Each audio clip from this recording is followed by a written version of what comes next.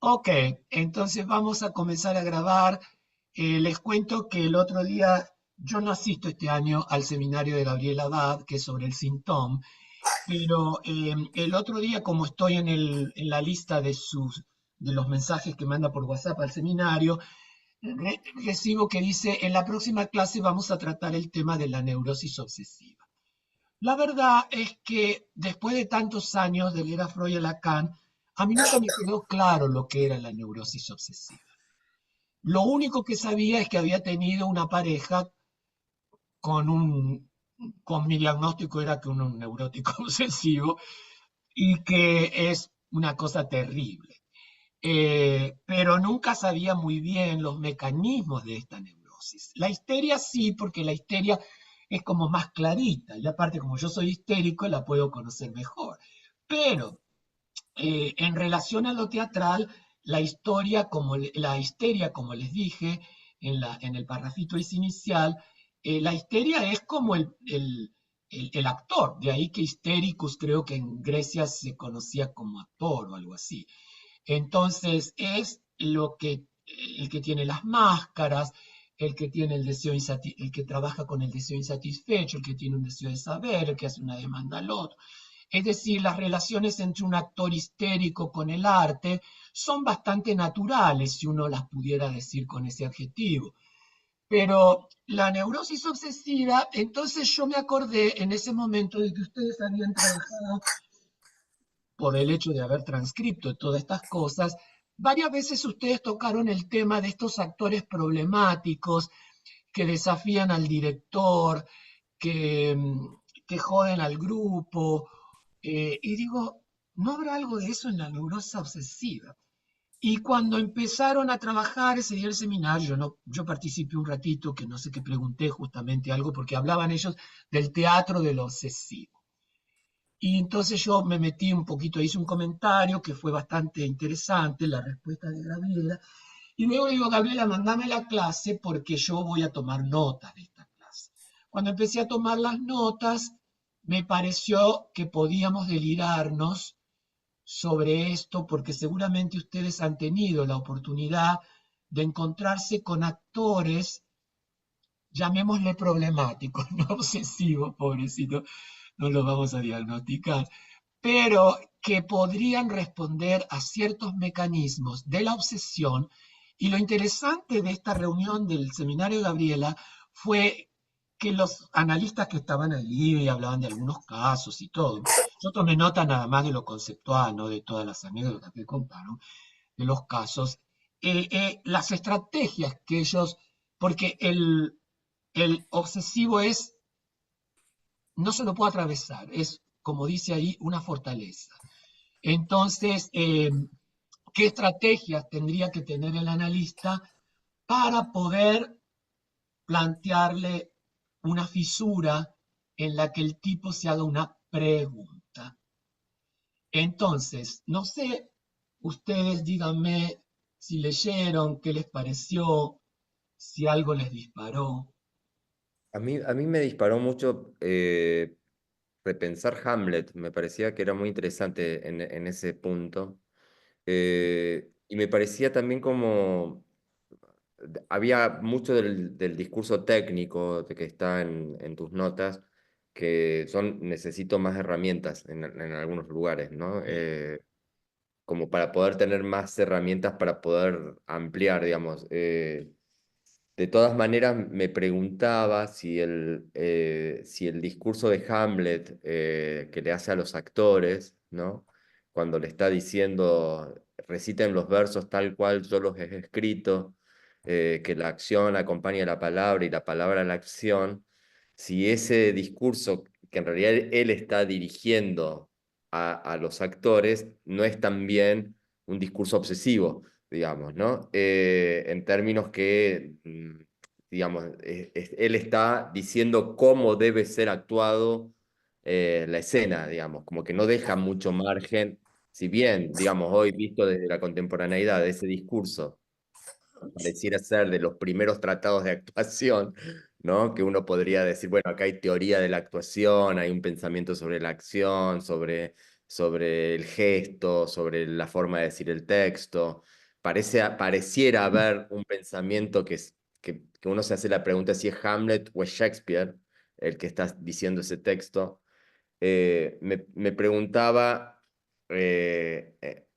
si no había también en el discurso del director, digamos, esa mirada obsesiva, ¿no? Como No, diciendo, bueno, hagan esto como yo lo mando, ¿no? no, yo pensé en el actor obsesivo, pero vos planteás el tema de la circunstancia, creo, más problemática de un director obsesivo. Sí, me hizo Eh, pensar eso. ya. Ahora, a mí me sorprendió porque el tema de Hamlet surgió al final del seminario, porque en general hay una lectura más ligada a Hamlet histérico. Entonces, cuando le hicieron una lectura desde la obsesión, yo me quedé un poquito fascinado, pero en el caso de la escena que vos decís, justamente es como la trampa de Hamlet, porque si el obsesivo arma ese teatro para hacer que el otro le demande algo que no lo cuestione a él, ahí se ve, porque uno de los temas es la diferencia entre acción y acto. El tema es que Hamlet nunca puede llegar al acto.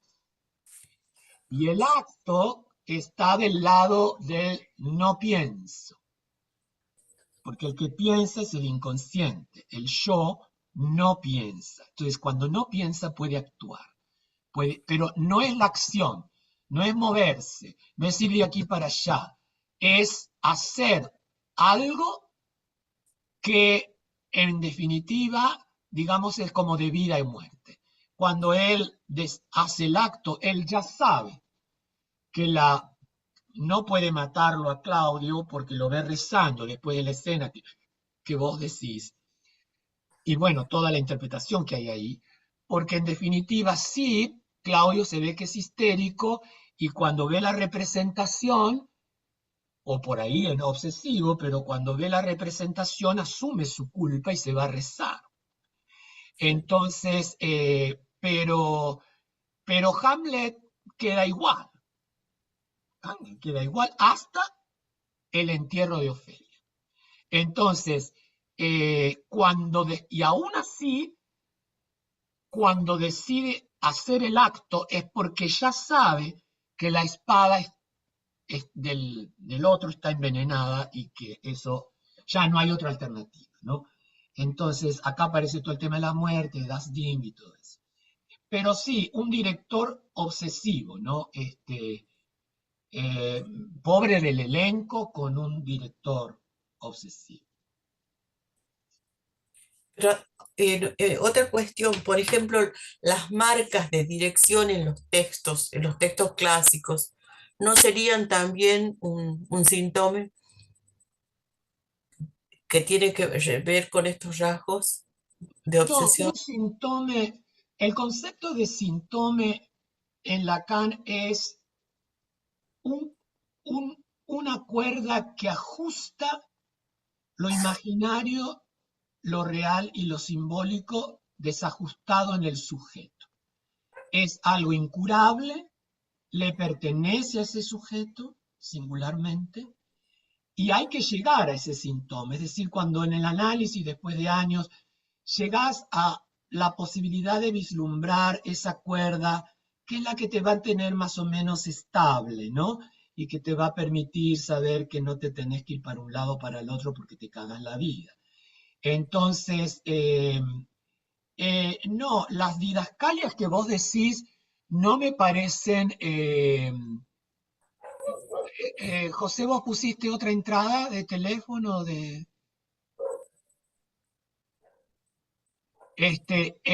Las didascalias podrían ser una marca obsesiva del dramaturgo.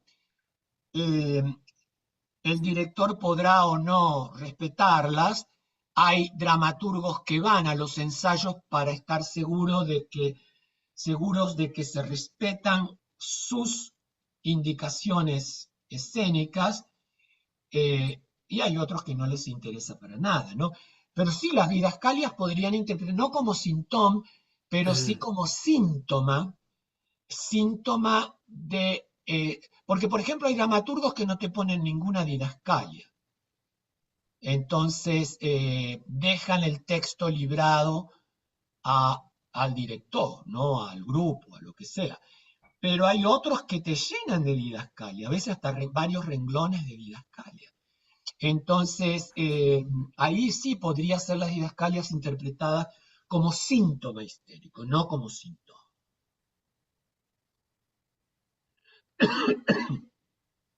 O sea, nosotros podemos pensar que el sujeto de la escritura de ese texto, un poco para lo que decía Cipriano, si es Shakespeare o si no si es Shakespeare, eso nunca lo sabremos. Yo siempre hablo del Exacto. sujeto de la escritura, no del sujeto que escribe, no tiene nada que ver. Hay un sujeto Shakespeare que escribió, ya se murió, chao, vaya a saber qué pensó, cuál fue su intención. Pero hay un sujeto de la escritura que después de Telquel, del movimiento Telquel, el famoso es el libro Teoría y Conjunto, que es un parteaguas en la historia de los estudios eh, textuales, ¿no es cierto? Ya sí podemos hablar, distinguir al narrador, bueno, obviamente del autor, que ya estaba en el estructuralismo de los años 50, pero de este sujeto de la escritura de la cual el autor ni siquiera tiene noción, porque es un sujeto inconsciente. Y entonces desparrama sobre el texto un montón de cosas de las cuales no tiene ningún control y no conoce por qué. Entonces, ese sujeto de la escritura uno lo puede escarbar en un análisis textual y si uno llega, ¿no? No completamente, porque en parte es mítico, ¿no? Por ejemplo, Siempre tiene un resto imposible de significantizar, pero sí uno puede llegar a cierto sujeto de escritura. Gustavo, el sujeto de enunciación y sujeto de enunciado de la pragmática también nos acercan a a ese lugar, ¿no? Sí, yo no estoy muy relacionado con la pragmática, nunca trabajé con eso de enunciación incluso Lacan toma en algunos momentos esto y yo no, yo nunca me pude, porque nunca me entendí bien, ¿no? Entonces, todo lo que viniera de la lingüística, de la, de la semiótica y de la pragmática nunca me tocó, la verdad. Un momento nada más, que fue el primer artículo que publiqué en Estados Unidos en la revista de Mignolo, un análisis de tipo semiológico, pero era la revista de semiología que él dirigía. Entonces, pero yo prefiero manejarme con el tema, porque el enunciado tiene un sujeto, ¿no es cierto? Que Sí, puede ser el personaje, sí. necesariamente. El Sí. enunciado puede remitir, como vos decís, pienso ahora, me deliro, al sujeto de la escritura en el sentido de que en última instancia remite a un cierto sujeto inconsciente que le ha hecho decir eso al personaje y no otra cosa. Luego está el sujeto de la enunciación, que sería Lacan lo toma, pero luego abandona todo eso, que sería la posición discursiva Sí. en la que está ese sujeto. Y los discursos, que es un tema que nos quedó pendiente el año pasado y que me gustaría mucho trabajar, yo lo he trabajado, tengo ese librito, pero eso es para darle con el caño y ampliarlo y delirarnos, que es el de los 4 discursos lacanianos. No hay más, no hay más. Hay posición de amo, hay posición de universidad, posición de saber, hay posición histérica, hay posición analítica, de analista. Entonces, y luego está el pseudo discurso, que es un no discurso, que es el capitalista. Entonces, creo que el sujeto de la enunciación tiene que ver en los estudios, para mí, no para mí, te estoy diciéndolo para mí, no digo que para la pragmática ni para nada de eso, bueno, no sé. Pero para mí sería descubrir la posición discursiva, desde qué lugar el sujeto de la escritura enuncia, porque siempre el sujeto del inconsciente es el je de Lacan, no el moi, el je de Lacan, el yo del sujeto inconsciente, es el que tiene una posición discursiva. Que el yo puede desconocer, Mm. desconocer, Casi siempre. A mí me, casi Esa, siempre. casi esa sería siempre. la función de la escrita, ¿sí? Bien. Que está ahí, que está así, siempre se está moviendo, ¿no? La Que, escritura devela todo, la escritura por devela todo. ejemplo, Iris Zavala, la investigadora puertorriqueña, ella habla sobre la lectura entre líneas, que los personajes, el escritor habla a través de los personajes con una sombra que lo acompaña. Entonces, cuando tú lo lees en la mitad de la línea, dice, ah, claro, lo que está diciendo es tal cosa, hay una interpretación dependiendo del que está recibiendo. Por Bien. eso cuando nosotros enfrentamos así, ¿cómo es la formación del actor, ¿cómo es? La indicación del actor y cuando el actor le responde a uno, ahí hay un discurso que él está también tapando, ¿no? Te coloca un fantasma ahí y lo cubre, ¿no? Para dirigirse. Bien. Puede ser que sea una respuesta agresiva o violenta de algo que le desagrada, o puede ser que sea simplemente un simple capricho. No sé, son muchas cosas que se manejan en la forma como, incluso yo hablo mucho de la ondulación de la voz, cómo me habla, ¿no? Bien. Y me ayuda mucho a ver ese actor que tiene su forma de pensar y tiene su forma, también me indica, y yo creo que también es llegar a ese punto en el cual decimos, bueno, estamos construyendo entre los dos esta obra, ¿no? Ahí con el caso de Iris Zavala, ella también plantea eso de la repetición de la línea esa que se repite, es decir, que está oculta, o sea, que ella va a acompañar el discurso constantemente, aparece, aflora, vuelve y se esconde, incluso ella coloca el ejemplo de Valle Inclán, ¿no? Que ella era una gran estudiosa de Don Ramón de Valle Inclán en España, que le gustaban mucho los personajes de ella porque él trabaja los esperpentos. El Bien. esperpento es un muñeco, sí, es un juego caricaturesco, pero está hablando de cosas muy violentas que están pasando en la calle. Y él lo oculta a través de los muñecos, ¿no? Incluso los famosos esperpentos y aquel personaje de Max Estrella en Luces de Bohemia, ¿no? Que Es una son, deformación del espejo, pasearse por los espejos deformantes del callejón del gato en Luces de Bohemia. ajá, Entonces, eso, ahora yo de lo que vos decís me acordaba de algo que no sé si surgió este año o el año pasado, como en parte una de las cosas que vos decís, esa frase, no he leído a Iris Zabala, pero esa frase que se repite es la que en el fondo, en un momento, Lacan busca como la frase del fantasma fundamental. ¿No es cierto? Atravesar selva de fantasmas en las que aparecen distintos tipos de frases, pero que cuando uno las va trabajando parece como que todas remiten a una cierta frase, que puede ser una frase incluso gramaticalmente anómala. Por ejemplo, la famosa frase de Freud, pegan a un niño. ¿Pegan? ¿Quién? ¿Qué niño? ¿Dónde? O sea, hay ahí todo. Freud va viendo la historia de Juanito y hay una frase que es creada por Freud, que no es visible, que no aparece, pero que hay que deducir de las otras frases antes y después. Ahora, yo me acordaba, digo, de algo que se comentó en este año, el año pasado, cómo hacer saltar a ese sujeto de la escritura en, en esa cosa, esa experimentación que hizo Cipriano de pedirle al actor o actriz que corte la frase y que haga silencio y que le imponga temporalidad, duración. ¿Te acordás que era una frase de Chekhov que vos le decías no sé Sí. cuánto, dos palabras, pausa, El tres monólogo de palabras, Nina. las Yo palabras puse del texto, no otras palabras, tres tal cual. palabras, pausa, y eso abre un suspenso sobre el sujeto de la enunciación o sobre el sujeto de la escritura. Creo que es un ejercicio interesante para hacer saltar al sujeto de la enunciación.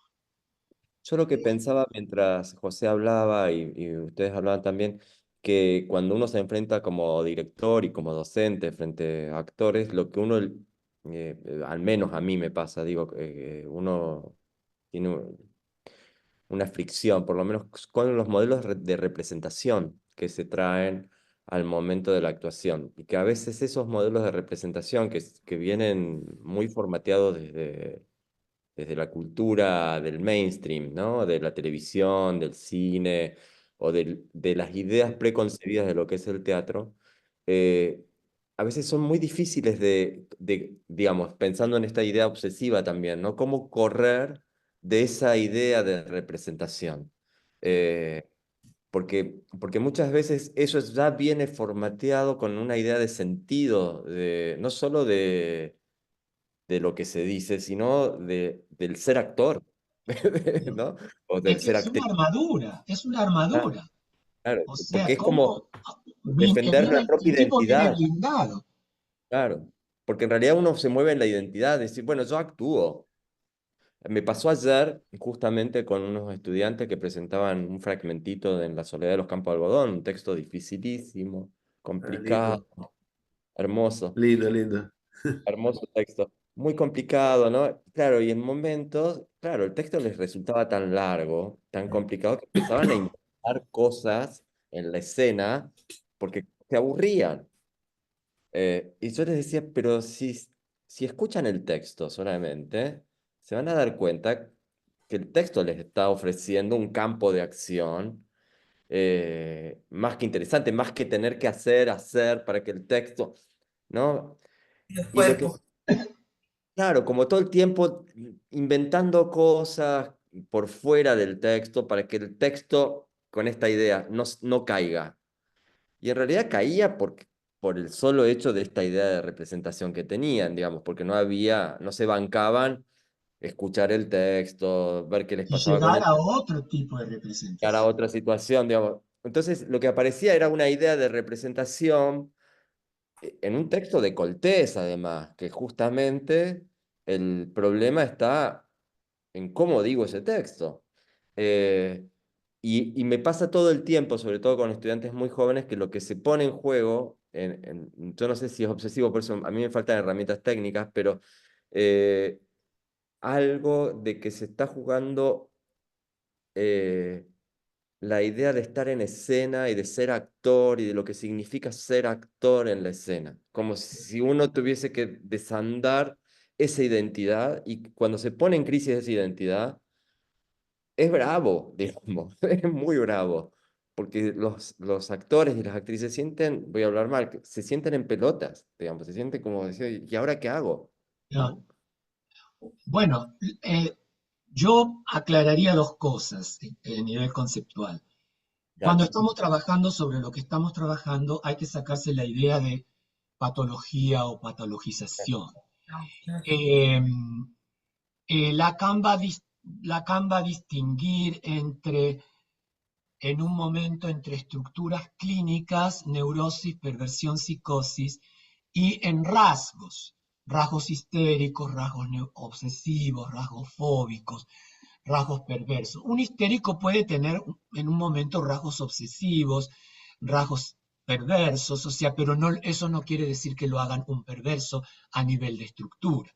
Estos actores de los que vos te referís, que vienen blindados, que vienen armados con esta idea de una representación y quieren encorsetar cualquier texto dentro de esa idea que traen de representación sin arriesgarse a quedarse en pelotas, yendo por otros caminos.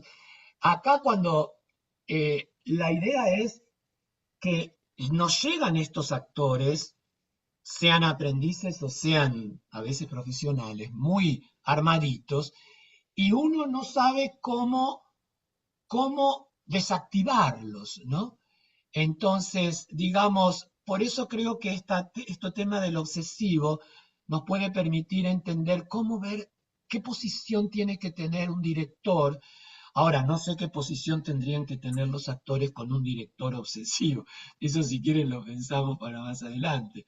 Pero la idea es que el obsesivo, sin ser patológicamente un obsesivo, pero este actor, digamos, con esta armadura, esteriliza el ensayo.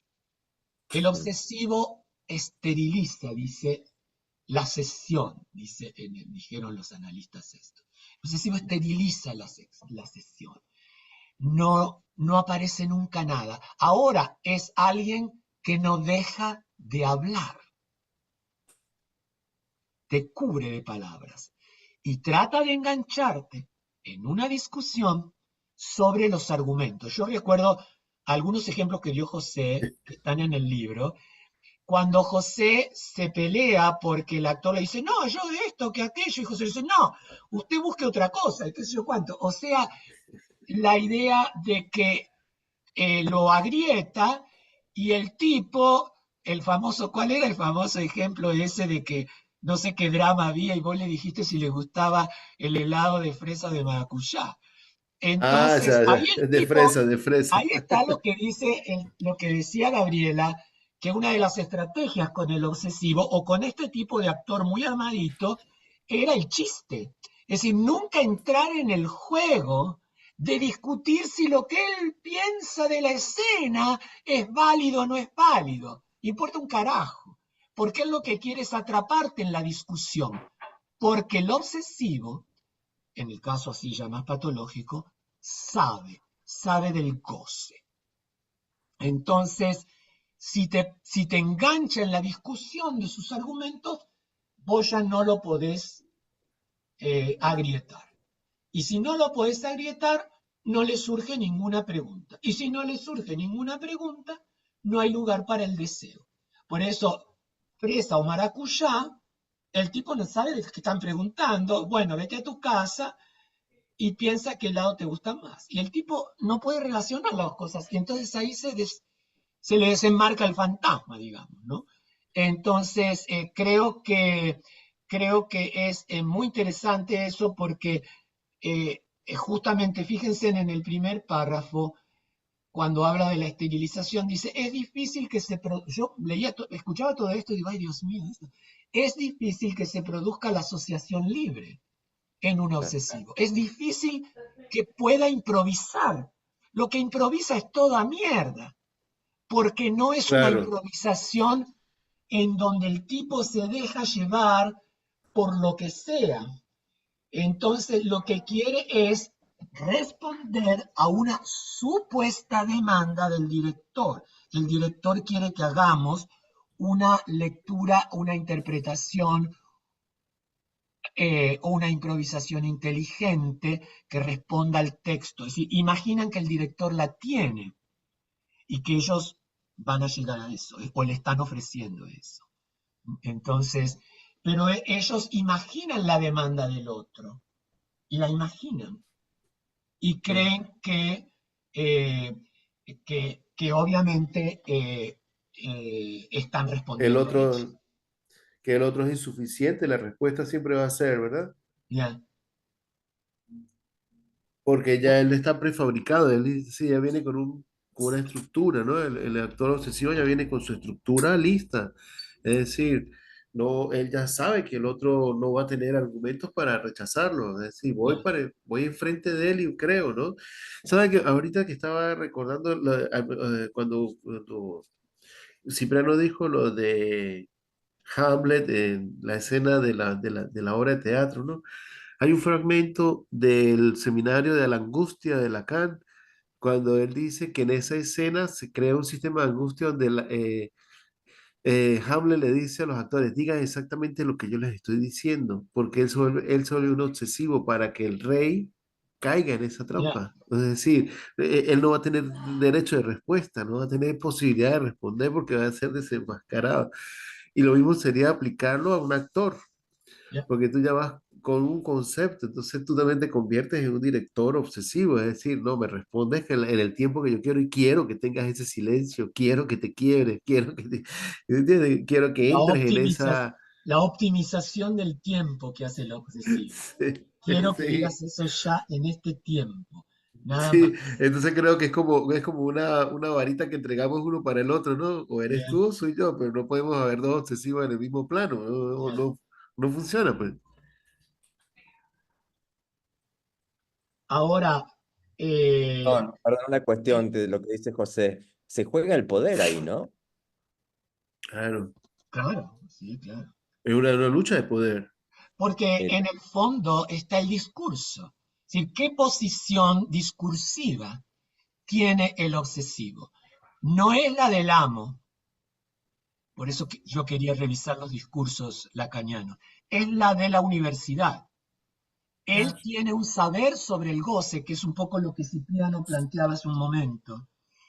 El actorcito este que viene con un saber del goce que le encajaron los medios, el mainstream o como tú quieras, del goce del actor. Él quiere estar en un escenario, ser aplaudido, ser exhibido, ser visto, ser reconocido, ser premiado, ser diferente, distinguido, caminar por la calle que le pidan autógrafo. Entonces, ese goce Mm. él sabe de ese goce porque lo ha leído, lo ve en la entrega de los Óscares, lo ve en las revistas, lo ve en las entrevistas. Hay un goce del actor del cual él sabe y viene a las clases de actuación con ese a reivindicar o a consolidar ese goce.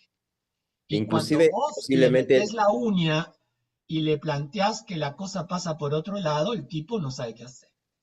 no, inclusive pensaba que muchas veces estos actores previamente han actuado y han sido aplaudidos en ese lugar. Claro. Di- Claro, eh, Gustavo, disculpa, dime, sí. Cipriano. Claro, Gustavo, el ejemplo que tú colocabas de Fresa era porque yo en ese momento trabajé con un actor con el que conozco desde hace más de 20, tenemos la misma edad, o sea, nos conocemos, teníamos 20 y tantos de años, y él venía de una estructura así, incluso fue actor de cine y todo aquel, y ahí se reventó cuando venía el personaje de Fresa y me dijo, pero usted cuándo escribió esa obra? Ayer en la noche, ¿no? Terminé de escribir el monólogo hace rato, y toma, quiero que lo leas. No, pues yo no voy a leer eso, o sea, porque yo voy a estar enamorado de mi hermana, porque no voy a tener sexo con mi hermana. Es una cuestión de incesto, tranquilo, le decía yo, disfruta con el helado de fresa. Entonces decía, pero eso es muy pervertido, o sea, yo no puedo decir eso, dígalo, tranquilo, eso no le va a pasar nada. Entonces él al principio, incluso una vez llegó todo borracho y me dijo, no, yo no voy a hacer eso, llegó desafiándome, que llegó borracho al ensayo. Yo, no, no, no ensayamos hoy, vamos a dejar vamos a ver hasta dónde llega. Y yo tuve un conflicto con él. Un día él llegó y me dijo, bueno, yo voy a hacer la prueba, porque era como el niño malcriado, ¿ves? Me llegaba borracho, yo lo corría de la sala, le cancelé el contrato, después lo volví a contratar. Fue un juego de eso, un juego de tensión. Entonces luego él dijo, bueno, yo voy a hacer el personaje ese. Vamos a ver qué funciona. Y cuando se empezó a dejar guiar, y él le decía, ahora haz tal cosa, sube aquí, súbete en la silla, coloca una bolsa de plástico al otro actor como si lo estuvieras ahogando y le hablas mientras dice lo del incesto. Entonces, tipo, ay, qué fino, qué bueno, qué bueno. Entonces quedó la escena, era muy dramática, ¿no? Y él creó un personaje gigantesco, era un personaje que crecía y crecía y crecía, muy lindo además. Pero logramos eso, pero al principio fue una resistencia porque era un actor así de ese que te dice, no, que yo soy un actor de cine, o sea, ¿tú cómo vas a hacer esas Yo, cosas? ¿Yo yo cómo fui el voy a que montarme en trabajé. eso, ¿no? Entonces hay una obsesión de que él no quiere dar un paso sin saber hacia dónde va y que sabe que cuando termine la obra todo el mundo lo va a aplaudir. Bueno, por eso digo que el obsesivo, y con el tema del poder, ocupa el lugar del saber, el lugar del discurso de la universidad. Porque el obsesivo, mal que mal, necesita al amo. En el caso del actor sería el director. En el caso si un director obsesivo, el amo podría ser el dramaturgo. O sea, podemos jugar en distintos niveles con todo esto. O en la relación del actor y del personaje. Podemos ver eso. Actores que se ponen obsesivos con cierto personaje y lo bloquean porque finalmente no pueden captar al personaje. Ahora, manteniéndome en el lugar de actor-director, eh, digo que el director, como el obsesivo desea la muerte del otro, pero no la quiere en el fondo, porque si el otro muere, Claro, quiere queda en boga. decir que estaba castrado, o que está castrado, o que ya es una castración porque la muerte lo hizo cagar. Pero, y entonces quiere decir que él está castrado. Entonces desafía al director, por ahí lo odia, lo insulta o lo que sea, pero en el fondo no puede prescindir de él, no puede prescindir. Entonces, por eso digo que el obsesivo me parece, estoy delirándome, no he pensado esto antes, no, no tiende a ocupar la posición del amo, tiende de sustituir al director, por ejemplo. Creo que un poco lo que decía recién José. O sea, necesita alguien, sabe que necesita alguien que lo guíe. Un obsesivo cuando llega a terapia es porque ya no da más con el mismo. Entonces, en general, tanto el perverso como el obsesivo son los que más tardan en aceptar la posibilidad de una consulta. Entonces, ¿por qué? Porque sabe.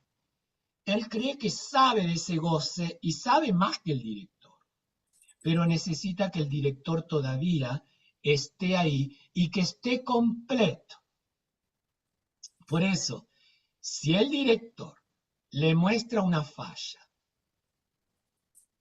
mira, yo no sé esto, ¿qué quiere decir el texto acá? No, la verdad que no sé, no sé lo que querrá decir, ¿a ti qué te parece? Es una estrategia que yo uso mucho. ¿Y a ti qué te parece? Y entonces yo no tengo por qué decirle lo que yo pienso. Yo no le voy a dar el sentido lo tiene que construir él. Entonces ahí aparece esta posición del director en posición de analista, que es, la verdad que yo no sé. Pero esto no tiene ningún sentido. Bueno, pero está en un texto, a ver qué sentido le darías tú. Así que ahí creo que aparece esta idea de donde lo que creo que en el texto este que les pasé se habla, el analista se muestra descompletado, ¿m? Se muestra con una falta, y eso lo vuelve loco al actor obsesivo o con rasgos obsesivos.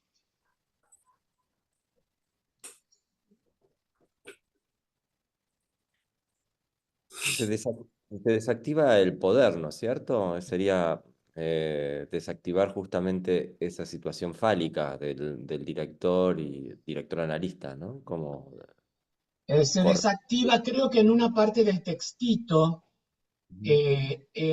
yo puse acá los simbolitos del menos fi Sí, y me está acordando de eso. y del falo simbólico. O sea, Claro. sí se desactiva el falo simbólico y Ujú. aparece el menos fi, que sería el no falito, ese no falito como un agujero.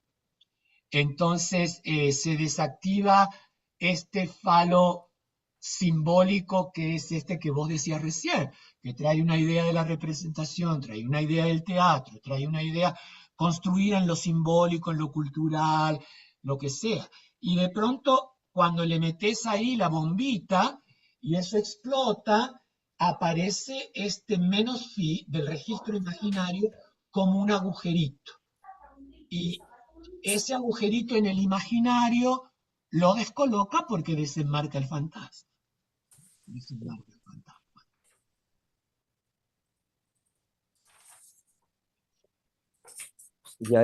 Y ahí hago una pregunta técnica. ¿Y ahí lo real cómo aparece? Lo real, supongo que debe tardar mucho en aparecer. ¿Por qué?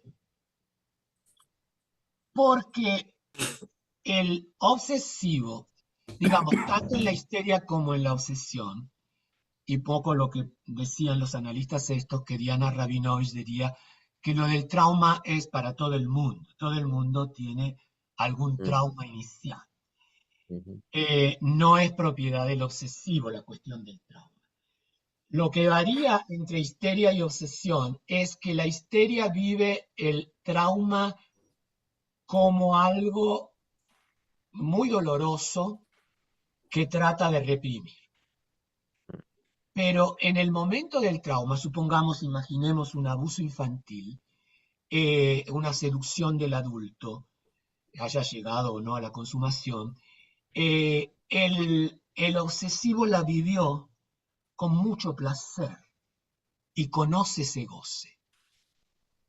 La histeria lo reprime. Entonces, como lo reprime, quiere saber algo. Y entonces sabe la histeria que algo de eso aparece en sus sueños, aparece en sus síntomas, y por eso va un analista para entender qué es lo que está pasando. Pero el obsesivo en realidad va al analista para confirmar el saber sobre el goce, mm. pero no sobre el deseo, porque el goce Es como que le cubre todo y no da lugar a la cuestión del deseo, porque el deseo es una falta, es una pregunta. Y él no tiene preguntas, él sabe, él sabe. Ahora, el tema es que el obsesivo queda aislado, se va aislando. Entonces, como decían estos analistas el otro día en el seminario, por ahí son tipos que se cogen 10 minas por día, pero no pueden estar con ninguna porque basta una pregunta de una de ellas para que el tipo se raje. Mm. En cuanto la mina le ponga un dedito en alguna posibilidad de su falta, el tipo se borra. Entonces va quedando como aislado. Entonces, este tema creo del saber del goce, eh, lo, no sé, es lo que lo blinda, ¿no? Lo que lo tiene blindado, lo que lo tiene Eric, blindado.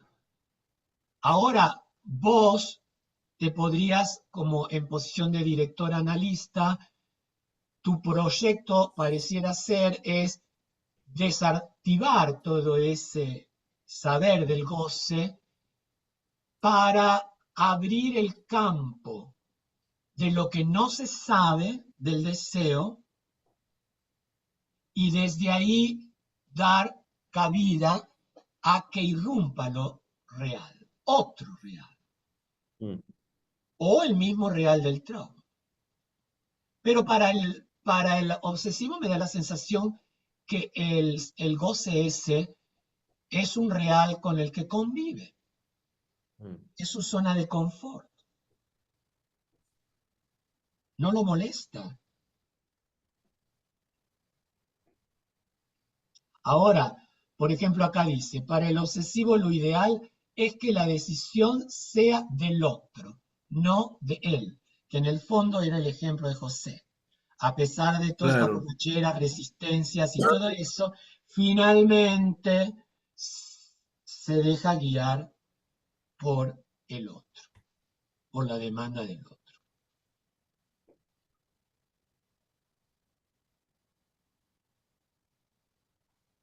En esta situación, el obsesivo blinda su propio deseo, digamos, no hay Claro, posibilidad, sí, sí, no, nunca emerge.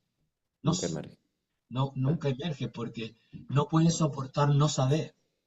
claro. No puede soportar no saber. Él sabe. Y por eso desafía. Y por eso tiene 20.000 argumentos.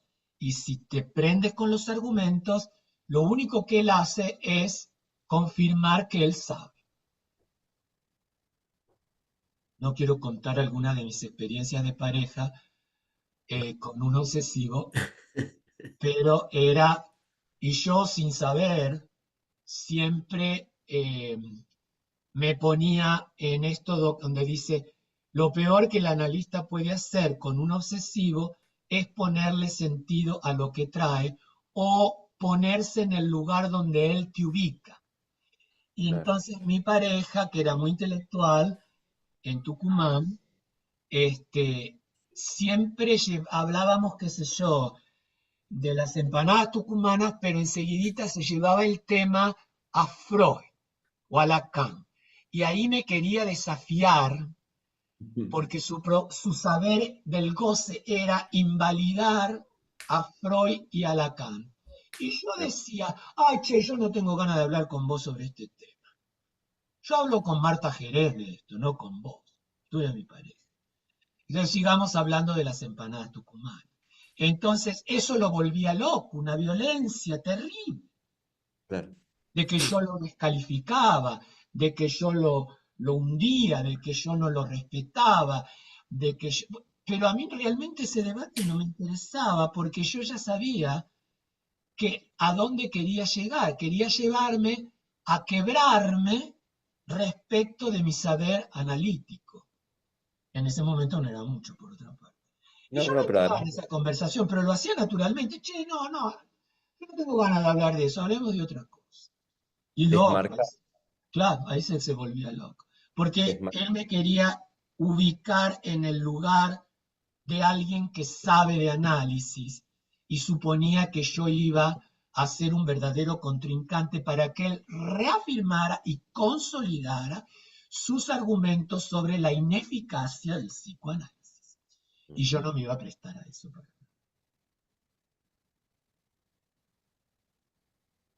Tremendo, tremendo. Y esto ocurre en los ensayos, ¿no? Por eso, dice acá, por eso el analista es con el tipo de paciente obsesivo con el que tiene que estar más despierto. Porque en realidad el obsesivo te aburre. Te viene y te cuenta porque habla, habla, habla, habla, habla. Pero nunca aparece nada de su deseo. Todo lo sabe, todo lo maneja, todo está bajo control. Entonces, no aparece nada, más que de lo real, a él lo asusta el deseo, el agujero del deseo, la falta del deseo. Ajá. Sí, porque el agujero de lo real no es la falta del deseo. y pienso, La falta del deseo es ese desajuste entre la necesidad y la demanda, ¿se acuerdan? Entre la necesidad y la demanda. En y te hago, donde el otro no está, ¿se acuerdan? La madre no está incondicionalmente para el niño. La madre anda lavando la ropa o cogiendo con el lechero, pero no está incondicionalmente con el niño, para el niño. ahora, ese deseo blindado también, pregunto en voz alta, Ya. ¿no está vinculado también a la depresión? Porque hay algún punto donde esto que no activa, digo, no hay algo que pueda tender como a lo depresivo. Es una pregunta, ¿eh? No sé si... Sí, lo que vos me preguntás es algo que se me ocurre ahora y que podría preguntarle a Gabriela, porque no se habló durante ese seminario. ¿Qué es, qué es lo que lleva a un obsesivo a un tratamiento, a la búsqueda de una consulta? Porque algo, yo no sé si de depresión, pero algo debe presentir que no funciona. En algún lugar de su aparato psíquico debe haber alguna cosita, porque si no, no iría, te das cuenta, a una consulta. Generalmente no consultan los obsesivos. Pero eso le voy a preguntar a Gabriela, ¿cuál, cuál sería, si ella, que ha tenido varios pacientes, si tiene idea de por qué consultan? ¿Qué buscan en la consulta? Tal vez buscan confirmar que ellos están bien, que se la saben todas.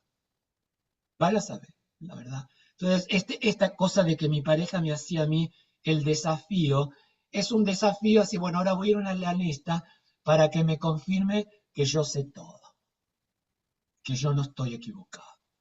Entonces, este, pero la idea interesante que creo que está en este textito que les pasé es que por esa misma razón de que sabe del goce, no puede actuar. Claro, por eso. Actuar en el sentido fuerte del acto. Puede Sí. moverse, puede saltar, puede jugar, puede hacer una cantidad de cosas, pero no llega a este elemento de hacer un acto, de hacer algo en escena que sea visceralmente potente como para impactar al elenco e impactar al público. No, son meras acciones, como decía Lacan en el seminario del acto. Yo me puedo, decía Lacan, andar por esta aula entre ustedes, caminar y me muevo, y esas son acciones. Pero si yo, mientras estoy ahora dando el seminario, decía Lacan, no me acuerdo si es el propio ejemplo, pero le toco la teta a una mina, ahí ya estoy en el campo del acto, porque ahí ya hay una transgresión. Mm. Entonces yo me tengo que hacer responsable de eso. Pero el juego del obsesivo pareciera ser eso, un juego donde se respeta la ley de la zona de confort. Nunca se sale de ahí. Y Entonces también no no hay, podría, el perdón, deseo es transgresión, el deseo es pura transgresión. Sí, Chela, ¿qué decías? Eso, sí, lo estaba relacionando con necesidad, demanda con necesidad y demanda, que es lo que decía Cipriano, podría aparecer como parte de la necesidad o parte de una demanda, pero no vincula directamente con el deseo. No. De necesidad no tanto porque ya vimos que la necesidad, al menos en Lacan, era la necesidad de las funciones vitales, comer, dormir, Sí, abrigarse, etc. O sea, la necesidad me parece que muy sofisticadamente podría ser un tema en nuestra práctica. Nadie tiene necesidad del teatro. Si no hago teatro me muero. Muchos dicen esa estupidez. Pero no, ujú, no se mueren. O sea, se mueren si no comen. Se mueren si no se abrigan y hace mucho frío. La necesidad no juega aquí, pero la demanda sí, porque la demanda es cuando el sujeto está satisfecho, pero quiere algo más. Y quiere la incondicionabilidad de la madre, el amor. Busca el amor. Tal vez otra posible explicación para decir que un obsesivo va a un analista es para que el analista lo ame, le diga, sos bárbaro, che. Y, y por eso ese ejemplito me encantó que pusieron los analistas de un tipo que la llamaba al analista, no a la Gaby, era un ejemplo de otro analista, que el tipo ya se bajaba del colectivo y cuando sabía que faltaban 5 minutos para llegar a la puerta del consultorio, le mandaba texto al analista para que ya despidiera al paciente anterior y estuviera listo en esos 5 minutos para abrirle la puerta. O sea, entonces imagínense, o sea, el atrapamiento que hace este tipo. Claro, este analista dice que varias veces era terrible porque tenía como que empujar al paciente anterior para poder responder a la demanda de este paciente obsesivo que lo quería exactamente a esa hora abriendo la puerta porque no quería perder un solo minuto de la consulta. Porque en la consulta era amado, era respetado, era escuchado, lo que sea. Entonces el analista cuando se da cuenta de eso, decide comenzar a gambetearlo, ¿no?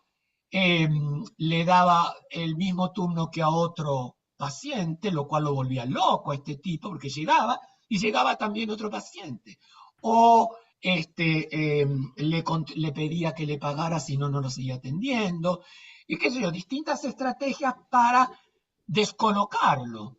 Entonces, decir, yo no tengo por qué estar respondiendo este textito de esperarlo a usted en la puerta del consultorio. Entonces, creo que, no sé si en algunos casos de los ensayos de ustedes tienen Sí. esos tipos que llegan en horario. Acá en Estados Unidos ya eso es norma. Llegar en horario, pero irse en horario.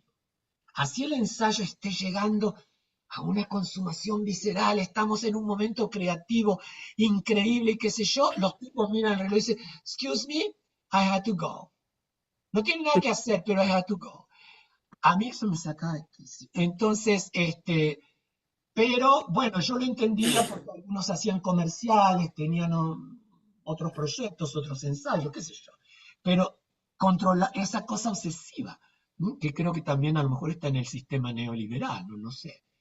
Eh, entonces, creo que todos estos rasgos son interesantes para manejar a este tipo de gente, ¿no? No entrar en el juego, descolocarlo, hacerle un chiste, nunca darle sentido a lo que dice, nunca darle sentido a lo que dice. En tal caso, decirle, ¿qué querés decir con eso? Yo no lo entiendo. Y el tipo ahí dice, ¿cómo este tipo no entiende? Es mi sujeto supuesto saber. Se supone que no está castrado, que es completo. ¿Cómo que no le puede dar sentido a lo que estoy haciendo en esta improvisación? No, la verdad que no lo entiendo. ¿Qué quieres decir con eso? Había una improvisación en un espectáculo ese que se llamó Viaje al País de las Sombras. La verdad, era tan enigmática y los tres actores involucrados que habían creado la escena, una escena, ¿no?, disparatada. y era como que torturaban a alguien en una columna, luego los tres iban arrodillados y hacían una especie de rezos y a divinidades y no sé cuánto, y solo decían leche, leche, leche. Y la verdad, ahora era fascinante. No sé qué tocaba, pero era fascinante. Y yo no la toqué, dejé la escena así. Pero cuando estábamos cerca del estreno, mi amiga, la fotógrafa, esta artista que estaba en la escena, me dice, Gus, esta escena no tenemos que reverla porque es un disparate. ¿De qué habla esta escena? Le digo, Leo, no, no me interesa de qué habla esta escena. Háganla porque tiene una potencia performativa tan grande y fíjate que el público que fue a ver esas dos funciones, lo que más les tocó fue esa escena, era la más enigmática. ¿Qué era esto de leche, leche, leche? Y esta cosa de la tortura, del tipo torturado que terminaba luego también siendo uno de los que iban arrodillados, caminaban arrodillados hacia una divinidad que se suponía era una luz y le ofrecían estas especies de oratorias de leche, leche. Una cosa completamente loca. Y yo la dejé porque digo, esto, cuando la hacían, la verdad que era tan potente, pero claro, yo me descompleto y digo, la verdad, Leo, no sé lo que es. No sé lo que es, la dejamos así, está estupenda. Entonces, porque la idea es que, claro, la Leo no tiene ningún problema, pero a lo mejor se me lo hubiera hecho alguno de los dos estudiantes que trabajaban con ella en la escena, se hubieran quedado como, ¿y este sujeto supuesto saber que no sabe? ¿Cómo que no sabe? No sabe, está castrado, tiene un agujero, tiene deseo. ¿Qué me desea? Chez moi. Entonces, Chewa, el famoso Chewa de Lacan, de qué quiere el otro de mí. Eso es algo terrible para el obsesivo. ¿Qué quiere el otro de mí? No se ofrece a eso, lo tapa de palabras, le cuenta lo que le pasó en la semana, bla, bla, bla, bla, bla, bla, bla. Nunca nada de su deseo. Nunca tiene una pregunta, nunca tiene una duda, se las sabe todas. Y Muy, este, Asocio, muy porteño, ¿no? Muy porteño, se las sabe todas. en este, asocio, perdón, no, no importa. no, no, Sí, sí. adelante. No, que no sé, no recuerdo ahora qué es lo que dijo Cipriano un momento antes, que si ese sentido o del que vos estás hablando en esta escena que quedaría, no puede asociarse a un acercamiento al real. A ver Hay cómo un es. ci- La escena, la escena que acabas de contar, que era potente, ¿Eh? ¿está tocando o no un real? Podría Oh, ser. sí, claro que estaba tocando un real, yo no sé cuál, pero Claro. estaba tocando un real. Yo puedo delirarme ahora en una interpretación, como para darle sentido. Una escena en Los Ángeles con comunidades latinas que necesitan leche y que en vez de procurársela y producirla, van y rezan a la Virgen de Guadalupe, para hacer una interpretación así groserísima. O sea, el tema de lo religioso en la comunidad latina es acá muy fuerte. Entonces, esto del autosacrificio, del sacrificio, de someterse al sacrificio, entonces al otro, ¿no es cierto? Para no cuestionar la impotencia del otro. ¿Mm? Dios proveerá, Dios proveerá, porque Dios está completo y lo tiene todo. Entonces no se puede suponer que Dios no nos va a ayudar, siempre nos va a ayudar. Dios sabe lo que hace, todas esas cosas. O sea que Dios sabe de su voz. Entonces, yo podría interpretarlo por ahí y creo que les tocó a la gente eso mucho, mucho, mucho. Aparte, ellos hacían todo ese recitado, como esos recitados hindúes, lech, lech, lech, lech. Y eso era algo que se expandía, ¿no? En la oscuridad, porque era casi en la oscuridad total. Entonces, creo ¿En que, español? ¿eh? En ¿En español, sí, español? sí, en español, en español. Sí, yo hacía teatro en español. Por ahí dependía del grupo, porque a veces tenía estudiantes rusos, checoslovacos, lo que sea, y por ahí ellos usaban alguna palabra del francés o del checo, del ruso. Y yo, si me gustaba, se las dejaba o hablaban un español con errores. Yo recuerdo una escena de un chavito que era, no sé, del este de Europa y estaba aprendiendo español. Y en un momento, que era al final de la obra, él tenía que decir, estamos libres, pero nunca le salía. En los ensayos le salía, estamos libres. Y los chicos del elenco decían, por favor, Gustavo, corregir a este tipo. Pero a mí me encantaba el estamos libres. Yo digo, ¿qué carajo querrá decir el estamos libres? Y no se lo corregía, así que la obra terminaba con, estamos libres, estamos libres. Hermoso. O sea, estamos libres.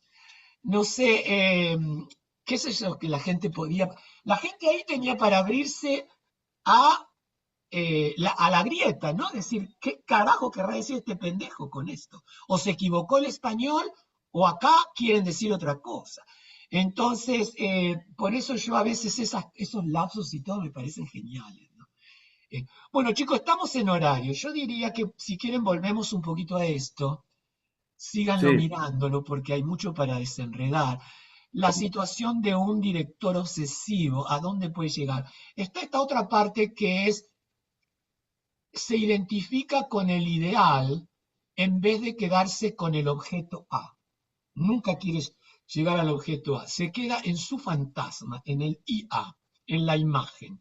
Quiere ser bien visto, agradar al otro, responder a lo que el otro quiere, pero siempre dentro, para responder al principio de la pregunta de Cipriano, pero siempre dentro de lo coagulado y cerrado del ideal, en este caso, el ideal de actuación. Creo que hacemos como Bien. un buen cierre, ¿no?